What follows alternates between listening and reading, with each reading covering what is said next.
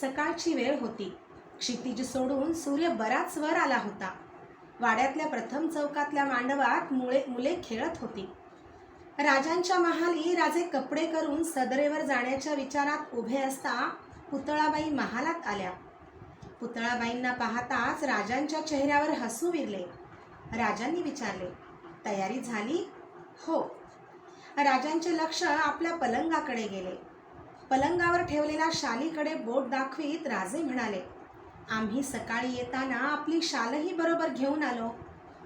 पुतळाबाई शाल उचलण्याकरता वळलेल्या पाहताच राजे बोलले, ती शाल आमच्याजवळ राहू दे. संथ पावले टाकीत राजे पलंगाकडे गेले. घडी न विस्कटलेली आपली जरी कशिद्याने भरलेली शाल संदुकीतून काढून ती पुतळाबाईंच्या हाती देत राजांनी सांगितले, ही आपल्या जवळ ठेवा. पुतळाबाईंनी शाल घेण्यासाठी हात पुढे केला. क्षणभर राजांचा हात रेंगाळल्याचा भास झाला. जेव्हा सवड होईल तेव्हा आम्ही रायगडवाडीला येऊ. पुतळाबाईंना काही बोलणे सुचत नव्हते. बघता बघता त्यांचे डोळे भरून आले. राजांनी दिलेली शाल उराशी कवटाळून त्या गडबडीने निघून गेल्या. पुतळाबाई गेल्या तरी राजे महालातच उभे होते.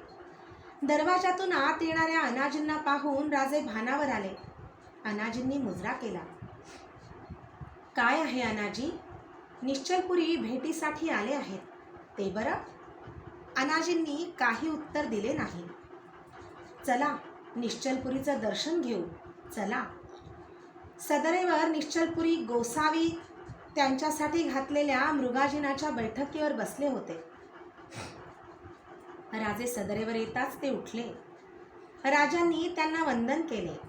क्षेमकुशल झाल्यानंतर निश्चलपुरी म्हणाले, राजे, फाल्गुन वद्य अमावस्या नजीक आली आहे. आम्ही समजलो नाही. ही अमावस्या शुभ नाही. त्या दिवशी सूर्यग्रहण आहे. आपल्याला हा योग अत्यंत अनिष्ट आहे. मग त्यासाठी ग्रहशांती होम हवन करावं लागेल. जशी आज्ञा. अनाजी, गोसावींच्याकडून सर्व तपशील समजून घ्या. त्यांना जे लागेल ते सर्व साहित्य पुरवा. निश्चलपुरी समाधानाने परतले. अनाजी विचारात पडलेले पाहताच राजांनी विचारले, कसला विचार करता अनाजी? जी, कसला नाही. मला वाटतं देवांना अभिषेकही करावे लागतील. मग त्यात विचार कसला? अनाजी, दैवी लिहिलेलं टळत नसतं. येणाऱ्या संकटांची तीव्रता कमी करण्यासाठी ही साधना करायची असते. अनाजी, आम्ही महाली जाऊन येतो. नंतर आपण जगदीश्वराकडे जाऊन येऊ. जी. राजे महाली जात असता राजारामांची वाटेतच गाठ पडली. राजाराम राजांच्या पाया पडले. राजांनी राजारामांच्या पाठीवरून हात फिरवला आणि काही न बोलता ते महाली गेले. महालात जाऊन राजांनी कपडे बदलले. जिरेटोप उचलीत असता मनोहारी आत आली. राजांची नजर वळताच तिने सांगितले, राणीसाहेबांनी महाली आहात का याची चौकशी करायला पाठवलं. राजांच्या चेहऱ्यावर सूक्ष्म आठी पडली. ते म्हणाले, आम्ही जगदीश्वराकडे जातो आहो असं सांगा.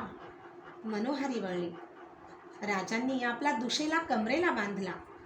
जिरेटोप मस्तकावर चढविला. देव्हाऱ्यासमोर जाऊन देवीला वंदन करून राजे वळले. महालात आलेल्या सोयराबाईंना पाहून राजांची पावले जागच्या जागी खिळली.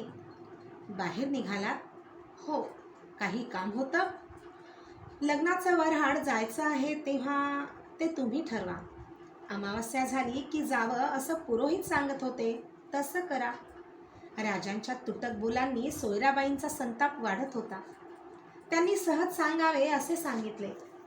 धाकट्या बाईसाहेब गेल्या? माहीत आहे. मी राहा म्हटलं. राजे नुसते हसले. रात्री महालीच होता म्हणे. राजे काहीच बोलले नाही. खूप बोलणं झालं असेल? हो. सोयराबाईंनी राजांकडे पाहिले. राजांच्या चेहऱ्याकडे पाहवत नव्हते. चेहरा कठोर बनला होता. नजरेची धार वाढली होती. त्याने अस्वस्थ होऊन सोयराबाईंनी विचारले, माझं काही चुकलं का? राजांनी सोयराबाईंकडे पाहिले. एक वेगळेच स्मित चेहऱ्यावर उमटले. राणीसाहेब, फार उशीर झाला. काय? काही नाही. अनाजी वाट पाहत असतील आम्ही जातो. राजे झरझर पावले टाकीत निघून गेले. राजे सदरेवर आले तेव्हा अनाजी, मोरोपंत, फिरंगोजी, पानसंबळ ही मंडळी हजर होती. मुजऱ्यांचा स्वीकार करून राजे म्हणाले, फिरंगोजी, चला देवदर्शन करून येऊ. महाराज, सकाळी दर्शन झालं ना? हो, पण देवाला एकदाच गेलं पाहिजे असं थोडंच आहे. मन बेचैन झालं की नेहमीच आम्ही देवाकडे धाव घेतो. पण महाराज, ऊन वाढतं आहे, उन्हाचा त्रास होईल. फिरंगोजी, वाढत्या उन्हाचा त्रास होतो आहे म्हणूनच आम्ही देवदर्शनाला जातो आहोत. चला, वेळ करू तसं ऊन वाढेल. राजांच्या पाठोपाठ सारे बाहेर पडले. राजे जगदीश्वराच्या कातळावर आले. राजांची नजर माघारी वळली. तेथून बामणवाड्याची वाट नजरेत येत होती. पेठेच्या इमारती दिसत होत्या. बाले किल्ल्याचा नगारखाना नजर खिळवून ठेवत होता. राजांनी मंदिरात प्रवेश केला. बेलफुलांनी सजलेल्या पिंडीसमोर राजे नतमस्तक झाले. राजे शांत मनाने प्रार्थना करीत होते. राजांनी प्रार्थना संपवली. राजे सर्वांसह मंदिराच्या पूर्वद्वारी आले. भवानी टोकाकडे नजर जाताच त्यांनी हात जोडले. तेथून दिसणाऱ्या पागेबाहेर उन्हात घोडी उभी होती. राजांनी मोरोपंतांना हाक मारली. मोरोपंत, उन्ह वाढली तरी घोडी बाहेर का ठेवता? कोवळ्या उन्हातूनच घोडी तबेलात जावी तशी ताकीद द्या. जी. राजे परत देवळात आले. देवाच्या पाया पडून राजे वाड्याकडे जायला निघाले. अनाजी राजांच्याकडे पाहत होते. राजांनी विचारले, अनाजी, आपल्या फौजा सध्या कुठं आहे? मोरोपंत पुढे झाले. ते म्हणाले, महाराज, माझी फौज नाशिक त्र्यंबककडे आहे. हंबीरराव कराड पन्हाळ्याचा भाग पाहतात. आज हंबीरराव आले नाही. हंबीरराव सकाळीच काही कामासाठी पाचाडला उतरले. 2 प्रहरपर्यंत येऊ असं म्हणाले. अनाजी, ग्रहण केव्हा? 3 दिवसांनी. अनाजींनी सांगितले. अनाजी, सूर्यदेव म्हणजे साक्षात तेज, पण त्याला देखील ग्रहण लागतं नाही. मग सामान्यांची काय कथा? चला जाऊ परत. राजे वाड्याकडे येत असता काही बोलत नव्हते. आपल्याच विचारात राजे पावले टाकीत होते. राजांना 2 प्रहरी निद्रा लागली होती. 2 प्रहर टळत असता राजे पलंगावरून उठले. मुखमार्जन करून महाली येताच त्यांनी हाक मारली, कोण आहे? जी म्हणत पहाऱ्याला उभा असलेला महाजी पानसंबळ आत आला. महाजी, असाच सदरेवर जा. फिरंगोजी जागे असतील तर त्यांना बोलावून घे. राजे बैठकीवर बसले. क्षणाक्षणाला त्यांची नजर दरवाजाकडे जात होती. फिरंगोजी महालात आले. राजांना त्यांनी मुजरा केला. महाजीनं झोपमोड तर केली नाही ना? जी नाही. आता ह्या वयात झोप कुठली? त्याला वयच लागतं असं नाही फिरंगोजी. आमचंच पहा ना, झोप येत नाही, काही सुचत नाही. एवढं लगीन झालं, त्रास झाला असल. असू दे, बसा. चैन पडेना तेव्हा तुम्हाच बोलावून घेतलं. राजांनी महाजीला हाक मारली. महाजी आत येताच राजांनी सांगितले, महाजी, आमची बुद्धिबळ काढ बघू. फिरंगोजी, आज बुद्धिबळ खेळू. राजांचा हस्तिदंती पाठ राजांच्या समोर ठेवला गेला. प्यादी पटावर चढली. फिरंगोजी हसत म्हणाले, आता वय झालं महाराज, चाल ध्यानात राहत नाही. मराठ्याला वय कधी थकवीत नाही फिरंगोजी. परत भूपाळगड तुमच्या ताब्यात देणार आहोत आम्ही. पटाकडे बोट दाखवीत राजे म्हणाले, हां, करा सुरुवात. डाव सुरू झाला. राजांच्या मनात रंग भरत नव्हता, पण फिरंगोजी डावात पुरे गुंतले होते. फिरंगोजी भान विसरले. त्यांची पगडी गुडघ्यावर बसली होती. पांढऱ्या केसातून बोटे फिरत होती. मिशीवर हात जात होता. राजांना फिरंगोजींचे रूप मोहवित होते. डाव हळू राजांच्या कब्जात येत होता. ते समजल्याने फिरंगोजी बेचैन होऊन खेळत होते. खेळता खेळता राजांनी शह दिला. फिरंगोजीचा टाळा वासला गेला. ते उद्गारले, आयला डावलई प्रीत. त्या उद्गारासरशी राजांना हसू आवरणे कठीण गेले. हताश होऊन फिरंगोजी म्हणाले, हारलो धनी. फिरंगोजी, तुमची हार तीच आमची हार, चालायचंच. राजांनी परत पट मांडायला सुरुवात केली आणि फिरंगोजी शुद्धीवर आले. जीभ चावून गडबडीने त्यांनी पगडी डोक्यावर चढवली. शरमून ते म्हणाले, महाराज, ध्यानात राहिलंच नाही. डोईची पगडी कवा गुडघ्यावर आली ते बी कळलं नाही. तुम्ही तरी सांगायचं. एवढे तल्लीन होऊन खेळता म्हणून तर स्वराज्याचे डाव आम्हाला जिंकता येतात. नाहीतर आमच्यासारख्या पटावरच्या राजांना कोण विचारतो? राजांनी पट मांडला आणि महादजी महालात आला. राजांची नजर वळताच त्याने सांगितले, प्रधानजी आलेत, पाठवा. मोरोपंत आत आले. त्यांच्या हातात थैली होती. चेहरा चिंतायुक्त होता. राजांनी विचारले, काय आहे मोरोपंत? औरंगाबादेहून बातमी आली आहे.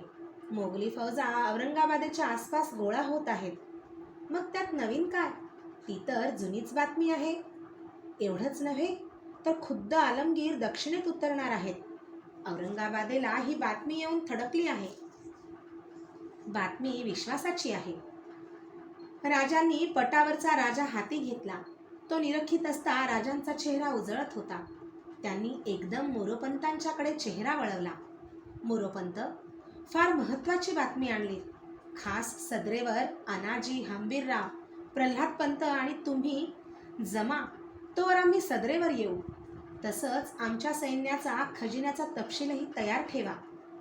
मोरोपंत गेले. राजांनी हातातील राजा चंदनी पेटीत टाकला. फिरंगोजी राजांच्याकडे पाहत होते. फिरंगोजी, हा पट आता आवरा. आता निराळा पट मांडावा लागणार आहे. आलमगीर म्हणजे औरंगजेब येणार का? भ्याला? तुम्ही असल्यावर आम्ही कशाला भितो?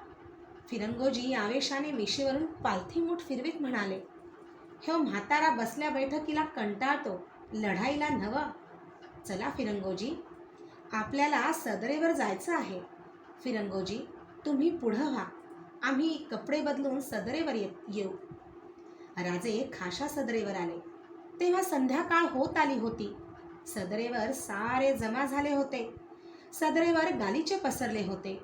लोड, तक्के, गाद्या यांच्यावर नरमिना पसरला होता. सदरेच्या चारही कोपऱ्यातील समया प्रज्वलित झाल्या होत्या. राजे आपल्या उच्चासनावर जाऊन बसले. राजांनी आज खास कपडे केले होते. अंगात चिकनदोजीचा अंगरखा शोभत होता. पांढऱ्या कापडावरील निळी फुले उठून दिसत होती. अंगरख्याच्या आतली जरी फतू त्या तलम कापडातून नजरेत येत होती. कमरेला पिवळा कमरबंद आवळला होता. पायात विजार होती आणि मस्तकी केशरी टोप विराजला होता. राजांच्या फिरत्या नजरेबरोबर मोत्यांचा तुरा आणि कानातील पाणीदार मोती डुलत होते. राजांनी सर्वांवरून नजर टाकली. मोरोपंत, सदरेबाहेर महादजी आणि हिरोजी यांना उभे करा. राजांची सूचना अंमलात आणून मोरोपंत सदरेवर आले. राजांनी आज्ञा केली. मोरोपंत, ती थैली. मोरोपंतांनी डीकदानीतून ती थैली राजांच्या पुढे धरली. राजांनी आतले पत्र काढले. पत्रावरून नजर फिरवली. आपली दाढी कुरवाळीत राजे मागच्या लोढावर कलले. अनाजी, हंबीरराव, आजचं पत्र समजलं? जी. अनाजी, खासे आलमगीर आता दक्षिणेत उतरत आहेत. हे खरं वाटत नाही, असंच ना? औरंगाबादेला मोगली फौजा गोळा होत आहेत, हे खरं. पण त्यासाठी औरंगजेब दक्षिणेत येईल असं वाटत नाही. हा आमच्या सचिवांचा अंदाज की प्रार्थना? राजांनी विचारले. हा अंदाज आहे. उत्तरेत राजपुतांच्या बंडाचा उठाव होत असता आलमगीर दक्षिणेत येणं असंभाव्य वाटतं. अनाजींनी निर्धाराने उत्तर केले. नाही अनाजी, आलमगीर येणार यात आम्हाला शंका नाही. शत्रूच्या राज्यातल्या बंडाच्या बातम्या नेहमीच अशा सुखावतात आणि गाफील बनवायला कारणीभूत होतात. आलमगीर येईल? हंबीररावांनी परत विचारले. निश्चित येईल. त्याला यावंच लागेल. एक ना एक दिवशी आलमगीराशी आमचा मुकाबला होणार याची जाणीव आम्हाला बाळपणापासून होती. त्यासाठी तर आम्ही एवढी मेहनत घेतली. हंबीरराव, आमची फौज किती आहे? हंबीररावांनी अभिमानाने सांगितले. राऊत 1,05,000, शिलेदार 45,000 आणि हशम 1,00,000 हा राखीव फौजेचा आकडा आहे. समजलं? आणि अनाजी, आमचा खजिना काय म्हणतो? सुवर्ण नाणी म्हणून गंबार, मोहरा, पुतळ्या आणि पातशाही होऊन 21 लक्ष भरतील. त्याखेरीज 12.5 खंडी सोनं, विपुल रत्न भंडारात शिल्लक आहेत. 1 कोटी चंद्रमे, 25 लक्ष निशाणी होऊन आणि 25 लक्ष येळुरी होऊन यांची निशाणी झाली आहे. ठीक मोरोपंत, आमचे गड. एकंदर प्रथम 50, 111 आपण वसविलेले आणि कर्नाटक प्रांतीचे 79 धरून 240. राजांच्या चेहऱ्यावरचा आनंद झाकता आला नाही. मोरोपंत, हे सारं गोळा केलं ना, ते याच क्षणासाठी. आम्ही वारंवार तुम्हाला सांगत असू की झाल्या त्या निर्णायक लढाया नव्हेत, आता होईल ती निर्णायक लढाई. तिथून राहील ते श्रींचं राज्य. हे जमलं तर स्वर्गाला हात लागतील. हंबीरराव बोलले. हंबीरराव, तुम्ही हे बोलता? आमचे सेनापती जरतारी भाषा करतात. हंबीरराव, हे होणार यात शंका धरू नका. आम्हाला एक शेर आठवतो. खुदी को कर इतना बुलंद कि हर तहरीर के पहले खुदा बंदे से खुद पूछे, बता तेरी रजा क्या है. समजलं? राजांनी विचारले. हंबीररावांनी नकारार्थी मान हलवली. राजे हसले. हंबीरराव, मोगली सेनेशी धडक देऊ पाहणाऱ्या आमच्या सेनापतींना त्यांची भाषा अवगत असायला हवी. या शेराचा अर्थ आहे, माणसानं स्वतःचीच उंची वाढवायला हवी. त्यानं एवढं मोठं व्हायला हवं की संकट पाठवण्याआधी परमेश्वरानंच आपणहून विचारावं, तुला कोणतं संकट पाठवू? राजांचे रूप, राजांचे बोलणे सारे बदलले होते. राजांच्या डोळ्यात एक वेगळाच आत्मविश्वास प्रकटला होता. डाव्या हाताची मूठ कमरेवर ठेवून राजे बोलत होते. हे श्रींचं राज्य आहे. हे निर्माण करायची जबाबदारी आम्ही घेतली. ही जबाबदारी उचलीत असता श्रींच्या इच्छा पुऱ्या व्हायच्या असतील तर आम्ही पण तेवढेच मोठे झाले पाहिजे, याची जाणीव बालपणापासून होती. आम्हालाही वासना, विकार होते. त्यावर आम्ही मात केली. का? कारण आम्हाला माहीत होतं, राज्य उभारणारा तो आहे. त्याचं राज्य पेलण्याचं सामर्थ्य आमच्यात आणणं हे आमचं दुष्कर काम आहे. ज्या ज्यावेळी आमच्या समोर मोह उभा ठाकला त्यावेळी श्री आमची परीक्षा पाहतात, असंच आम्ही चित्तात आणलं. या श्रद्धेच्या जोरावर आम्ही प्रत्येक संकटातून, मोहातून पार पडलो. कार्य तडीला जाणं वा न जाणं हे माणसांच्या हाती नसतं, पण हाती घेतलेलं काम करीत असता त्या कामाला आपण योग्य आहो याचा विश्वास माणसाला असायला हवा. हे करीत असता आम्ही आमच्या वासना, आमचे वैयक्तिक रागलोभ, आमचा आनंद, आमचे अश्रू त्यात मिसळू दिले नाहीत. जीवन जगत असता आम्ही कधी चुकलो नाही असं आमचं म्हणणं नाही. आम्ही चुकलो, त्या प्रसंगाची आठवणही आमच्या मनात सदैव सलते. चालणाऱ्या माणसाला केव्हा तरी 1-2दा पडावं लागतं, ठेचकाळावं लागतं. तितकंच चुकांचं स्थान जीवनात आहे. आमच्या चुकाही तेवढ्याच आहेत. त्याचमुळं तत्वनिष्ठेच्या पडद्याखाली आम्ही चुका कुरवाळीत बसलो नाही. समर्थ आम्हाला राजयोगी म्हणतात. याचा अर्थ कदाचित हाच असावा. राजांची नजर अनाजींकडे वळली. अनाजी, तुम्हाला राजपुतांच्या बंडांचा आधार वाटतो ना, पण ते बंड का घडतं आहे याचा कधी विचार केला? तुम्ही विचार केला नसेल, पण औरंगजेबानं नक्की केलेला आहे आणि त्याचमुळं दक्षिणेत उतरायचा त्यानं निर्णय केलेला आहे. राजे थांबले. साऱ्यांच्या चेहऱ्यावर आश्चर्य दिसत होते. आमचा बिमोड केल्याखेरीज औरंगजेबाला राजपुतांना कह्यात आणणं कठीण आहे. ज्या काळात आशेचा किरण दिसत नव्हता त्या काळात केसरिया आणि जोहर करीत राजपूत पिढ्यानपिढ्या लढले. आजही हे राजपूत मोगलांची निष्ठेनं सेवा करत आहेत. पण धर्माभिमान असणाऱ्या या राजपुतांना जेव्हा विजयाचे मार्ग दिसू लागतील तेव्हा ते मोगली तख्ताला एकनिष्ठ राहणार नाहीत. कदाचित त्यांच्यात नवे राणा प्रताप जन्म घातले असतील. त्यामुळंच राजपुतांचा असंतोष वाढत असेल. राजांनी उसंत घेतली. उत्तरेत काय घडतं हे जरा बारकाईनं पहा. आज जाटांच्या मध्ये चलबिचल चालू आहे. पंजाबमध्ये शीखांचे 8वे गुरु तेज बहादूर यांचा वध झालेला आहे. पंजाबचं बळ वाढत आहे. आम्ही इथं रायगडावर जे करतो आहोत त्याच्या ठिणग्या भारतवर्षात पसरल्या आहेत. हे सांगायला कोणा ज्योतिषाची आज गरज नाही. राजे बैठकीवरून उठले. स्थिर आवाजात राजे बोलले, आलमगीर दक्षिणेत आलाच पाहिजे. आलमगीरला आणि आम्हाला आलमगीर जेवढं ओळखतो तेवढं आमचं मंत्रिमंडळही आम्हाला ओळखीत नसेल. त्यामुळं आम्ही आमच्या मनात आलमगीराविषयी कधी चीड, संताप यांची बाधा होऊ दिली नाही. आमची फार इच्छा आहे की आशीरगडचा किल्ला पुन्हा एकदा जिंकावा आणि अकबरानं उघडलेल्या त्या दक्षिण दरवाजाला कायमचं कुलूप ठोकून परत उत्तरेचा दरवाजा तेथून आपल्याला मोकळा करावा. आशीरगडच्या नावाबरोबर साऱ्या सदरेवर नवचैतन्य पसरले. एक नवा विश्वास सर्वांच्या चेहऱ्यावर उजळून निघाला. मोरोपंत, याचसाठी यापुढं आम्हाला या बातम्या कळायला हव्यात. औरंगाबादेच्या नव्हे, उत्तरेच्या. आमचे नजरबाज आज उत्तरेत दूरवर जाऊ देत. मोरोपंत, हंबीरराव, तुम्ही रणांगणाचे जाणते. औरंगजेब दक्षिणेत उतरला तर कसा उतरेल? क्षणभर मोरोपंतांनी विचार केला. मला वाटतं, बोला, राजांनी आज्ञा केली. औरंगजेब प्रथम औरंगाबादेला येईल. हां, तिथं सैन्यांची जुळवाजुळव करून तो पुणे गाठील. राजे हसले. मोरोपंत त्या हसण्याने शरमले. बरोबर आहे मोरोपंत, राजे म्हणाले. हा आजवरचा मोगली रिवाज आहे.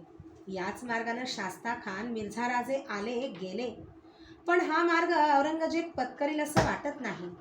मग दुसरा कोणता मार्ग? हंबीररावांनी विचारले. पहा ना, औरंगजेब काय करतो ते पहा.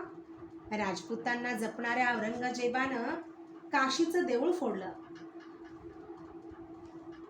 आपल्या पेशकार कचेरीतील हिंदूंना काढून टाकून त्या जागी मुसलमान नेमायला सुरुवात केली आणि सर्व हिंदूंवर आणि मुसलमानेतरांवर जिझिया पट्टी लादली. हे धाडस कोठून आलं? याचा पश्चाताप औरंगजेबाला झाल्याखेरीज राहणार नाही. अनाजी म्हणाले. चुकता आहात अनाजी. हा देश मुसलमानांचा नव्हे. ते हा देश जिंकण्यासाठी इथं आले. एक अकबर सोडला तर साऱ्या शहेनशहांनी याच मार्गानं पावलं टाकली. या देशात हिंदू बहुसंख्य आहेत हे त्यांना कळत होतं आणि त्याचमुळं तडजोडीनं ते राज्य करीत होते. या तडजोडीतूनच राजपूत हिंदू घराणी उभी होती. ही चूक औरंगजेबाच्या ध्यानी आली. काबूल कंदाहारचा तंटा इराणची सत्ता मान्य करून त्यानं मिटवला. आसामच्या सरहद्दीवरचं युद्ध आवर्त घेतलं आणि आपली नजर त्यानं दक्षिणेस आमच्यावर वळवली. याचं कारण एकच आहे. या तडजोडीच्या राजकारणातून आमचा उदय झाला हे त्यानं जाणलं आहे. त्याचा हेरा आता कळतो आहे आणि त्याचमुळं त्याचा मार्गही. तुळजापूर? हंबीरराव उद्गारले. शाब्बास हंबीरराव, सेनापती शोभलात खरे. हाच औरंगजेबाचा मार्ग आहे. औरंगजेब तुळजापूर, पंढरपूर, कोल्हापूर करीत राजापूर गाठील. पण फायदा काय? खूप. आमचं राज्य आणि कर्नाटक यांचे 2 तुकडे होतील. कर्नाटकाचं सारं राज्य निराधार बनेल. त्याचा रस्ता असा राहील की राजकारणाच्या दृष्टीनं तो अत्यंत उपयुक्त ठरेल. मोठी लढाई होण्याआधी आमची परमदैवत तुळजापूर, पंढरपूर, शिखर शिंगणापूर, कोल्हापूर भ्रष्टविले जातील. राजापूर गाठलं की त्याला मदत करायला टपून बसलेले पोर्तुगीज आणि इंग्रज यांचा मार्ग मोकळा होईल. आमच्या धर्मराज्याचा पायाच नाहीसा करणारा एकुलता एक मार्ग आहे. राज्याभिषेक झाल्यानंतरही जर पंढरपूर, कोल्हापूर, तुळजापूर ही क्षेत्र वाचवता आली नाहीत तर आमच्या धर्मराज्याबद्दल निष्ठा कोण बाळगील? राजांनी उभे केलेले भयानक चित्र अनाजी मोरोपंतांच्या डोळ्यासमोर पसरले होते. घशाची कोरड जाणवत होती. राजे संथ आवाजात बोलत होते. मार्गाचा जेव्हा आम्ही विचार करतो तेव्हा गडकोटाच्या संदर्भात विचार करण्याची सवय आम्हाला लागली आहे. हा महत्त्वाचा विचार खरा, पण तो पुरेसा नाही. राजकारणात आजच्या इतकाच मागचा क्षण महत्त्वाचा असतो. दोन्ही जमेला धरले नाही तर पुढचं कळेनासं होतं. लक्षावधींच्या फौजा घेऊन सोमनाथ फोडायला येणं यात नुसत्या लुटीचा वा देऊळ फोडण्याचा विचार नसतो. ज्या श्रद्धेच्या जोरावर लक्षावधी लोक प्राणार्पणाला तयार असतात, त्या श्रद्धेच्या भंगासाठी ती कृती घडते. आमचा श्रद्धाभंग करायचा असेल तर आलमगीर युद्ध उभं करण्याआधीच आमची दैवत भग्न करील. ते बघायला जगायचं कशाला? फिरंगोजी म्हणाले. ते बघण्यासाठी नव्हे, ते न होऊ देण्यासाठी जगायला हवं. फार वर्ष आम्ही याचा विचार करतो आहोत. आलमगीर आम्हाला येऊन भिडण्याआधीच त्याला गाठण्याचा आमचा बेत आहे. आलमगीरची पिछाडी उद्ध्वस्त करण्यासाठी दाभोळ बंदरातून गुजरातेत फौजा घुसवण्याची आमची इच्छा आहे. सुरतेला जाण्याचा आमचा हेतू लुटीबरोबरच गुजरातची भूमी पाहण्याचाही होता. युद्धाच्या दृष्टीनं त्या भूमीला फार अर्थ आहे, कारण आमचा सोमनाथ तिथं आहे. दक्षिणेतील समोतिपेरुमलची मंदिरं उभारीत असता आमच्या नजरेसमोर सोमनाथ उभा होता. आलमगीरची सावली आमच्या दक्षिणेत उतरण्याआधीच त्याला गाठायला हवा. तो औरंगाबादेचा सुभेदार होता. त्याला हा मुलूक माहीत आहे. मिर्झा राजांपेक्षाही कुशाग्र बुद्धीचा राजकारणपटू, थोर मुत्सद्दी आणि प्रखर सेनानी असं त्याचं रूप आहे. दिलेर खानाच्या सूडबुद्धीची त्याला जोड लाभणार आहे. असा आलमगीर इथं येण्याची वाट पाहत बसून कसं चालेल? नागाच्या नजरेनं अंदाज घेणारी त्याची नजर दक्षिणेवर पडण्याआधीच आशीरगडावर त्याला रोखून गुजरातच्या भूमीवर त्याची धूळधाण उडवली पाहिजे. हे आपल्याला सहज जमेल काय हंबीरराव? मोरोपंत. महाराज, नुसती आज्ञा करावी. मोरोपंत. किती दिवस आज्ञेची वाट पाहणार? दुसऱ्याच क्षणी राजांनी सावरले. मोरोपंत. इतके उतावीळ होऊ नका. सामना मोठा आहे. आपली फौज लढत असता इथं अखंड फौज गोळा करीत राहावं लागेल. आमच्या हाकेनुसार कुतुबशाह आणि आदिलशाह मदतीला यायला हवे. ते जरूर येतील. तेवढा स्वार्थ त्यांना कळतो. आता आलमगीर उतरणार हे निश्चित झालं आहे आणि म्हणूनच उसंत घेऊन आता भागणार नाही. राजांची नजर अनाजी, मोरोपंत, हंबीरराव यांच्यावरून फिरली. राजांनी आज्ञा केली. अनाजी, हंबीरराव, मोरोपंत, तुम्ही उद्याच निघा. मोरोपंत, तुम्ही नाशिक बागलाणात पसरलेल्या फौजा एकत्रित करा. अनाजी, तुम्ही कोकण पट्टी गाठा. हंबीरराव, तुम्ही कराडला छावणी करून पन्हाळ्यापर्यंतच्या फौजा गोळा करा. तिघांनी मुजरे केले. राज्यांच्या नजरेत विजय सामावला होता. मोरोपंत, आमच्या साऱ्या गडावरील नामांकित तोफा खाली उतरू द्या. प्रत्येक किल्ल्यावरच्या शस्त्रागारातील बंदुका, तलवारी, भाले, पट्टे यांच्या याद्या करायला सांगा. देवदैवतांच्या समोर सेवेत गुंतलेले, ठिकठिकाणी पीलखान्यात झुलणारे आमचे हत्ती तोफांच्या गाड्यांसाठी वजवायला सांगा. अंबाऱ्या, हौदे, चौकडे यांचा त्यांना सराव द्या. उष्टरखान्यातल्या उंटांना तोफेचं ओझं पेलू द्या. साहेब नौबतीचा, शिंगांचा, तुताऱ्यांचा आवाज त्यांच्या कानांवर पडू दे. बोलता बोलता राजांची नजर बारीक झाली. हत्तीच्या साकळदंडांनी ओढलेले तोफांचे गाडे आशीरगडाच्या मैदानावर उभे ठाकलेले आम्हाला आजही दिसत आहेत. त्यांच्या अग्निभडीमारात कंप पावणारी भूमी आम्हाला जाणवते आहे. हत्तीच्या चित्कारांनी भरलेली, उंटांच्या ओरडण्यानं थरारणारी, घोड्यांच्या टापांनी विखुरली जाणारी आशीरगडाची भूमी आम्ही आज पाहतो आहोत. तोफांच्या धुरांनी व्यापलेल्या मुलुखातून चारही वाटा पळणारी मोगली फौज आजही आम्हाला स्पष्टपणे दिसते आहे. भयभीत शत्रूचा पाठलाग करणाऱ्या आमच्या वीरांच्या तोंडून जेव्हा हर हर महादेवची गर्जना होईल, तेव्हा सोमनाथच काय, पण काशी विश्वेश्वराच्या मंदिरातून ओंकाराचा ध्वनी प्रकटल्या वाचून राहणार नाही. राजे एकदम भावनाविवळ झाले. गाफील राहायला उसंत नाही मोरोपंत. ही लढाई फार मोलाची आहे. औरंगजेबाचा पराजय एवढाच हेतू तीमागे नाही.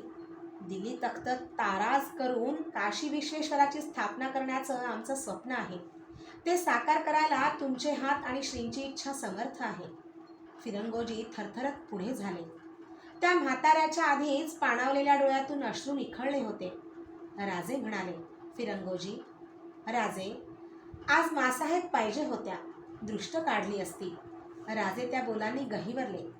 फिरंगोजी, दृष्ट काढण्यासाठी नको, पण खरंच वाटतं आज मासाहेब हव्या होत्या.